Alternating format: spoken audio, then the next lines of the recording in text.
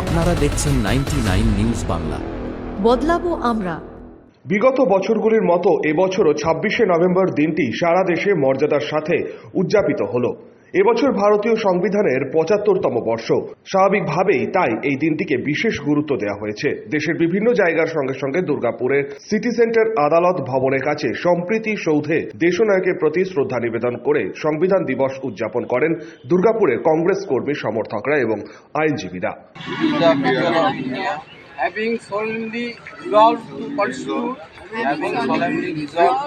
to constitute India into a sovereign, socialist, secular, democratic republic, and to secure to all its citizens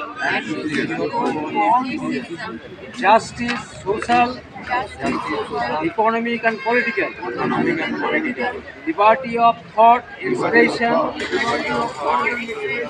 belief, faith and worship, equality of status and of opportunity, and to promote among them all.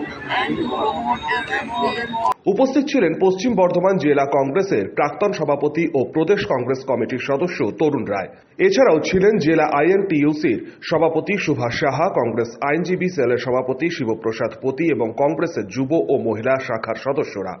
আমাদের সংবিধান, সর্বভারতীয় Congress committee এবং প্রদেশ Congress committee তার নির্দেশ, যেখানে একটা ফ্যাসিবাদী সরকার ভারতবর্ষ চালনা করছে, আর বাংলায় একটা সরকার যারা সুপরিকল্পিতভাবে এই সংবিধানকে পাল্টাতে চাইছে, এই সংবিধান থেকে মানুষের অধিকারকে কেড়ে নিতে চাইছে, সেই জায়গায় দাঁড়িয়ে কংগ্রেস কর্মীরা আজকে এই দিনটি পালনের মাধ্যমে ভারতবর্ষের মানুষকে, বাংলার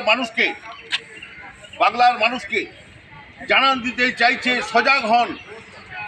এবং আমরা আশাবাদী এবং যে সুপ্রিম কোর্ট যে রায় দিয়েছে, সেই সরকার এবং যারা এই চক্রান্তে জাল বুনছিলেন তাদের মুখে ঝামা ঘষে ভারতবর্ষের মানুষকে সচেতন করে দিয়েছেন যে কিছু মানুষ রাজনীতির নাম করে যে ভারতবর্ষ বিশ্বের দরবারে মাথা উঁচু করে দাঁড়িয়ে আছে, সেই ভারতবর্ষের সংবিধানকে পাল্টানোর পরিকল্পনা করেছিলেন। সেটা সজাগ থাকতে হবে প্রত্যেককে।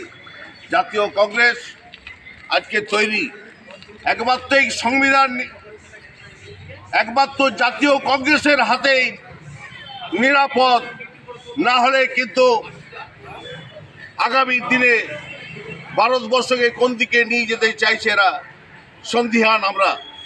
তাই সজাগ থাকুন, আজকে শপথ দিন, এই সংবিধানকে আমরা রক্ষা করব। জয় হিন্দ, বন্দে মাতরম।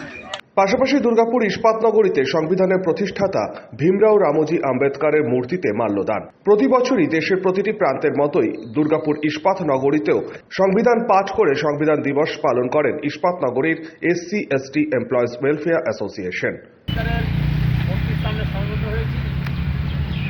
আজ এই যে ২৬শে নভেম্বর, এই দিনটাকে আমরা সংবিধান দিবস হিসাবে আমরা গণ্য করে থাকি। কারণ আমাদের ভারতবর্ষ স্বাধীন হয়েছিল ১৯৪৭ খ্রিস্টাব্দে ১৫ই আগস্ট।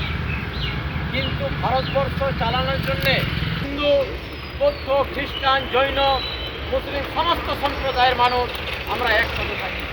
যার মধ্যে আমরা কি লক্ষ্য করি? বৈচিত্র্যতার মধ্যে, যার মধ্যে আমরা কি লক্ষ্য করি? এখানে সাম্প্রদায়িক কোনো ভেদাভেদ থাকবে না।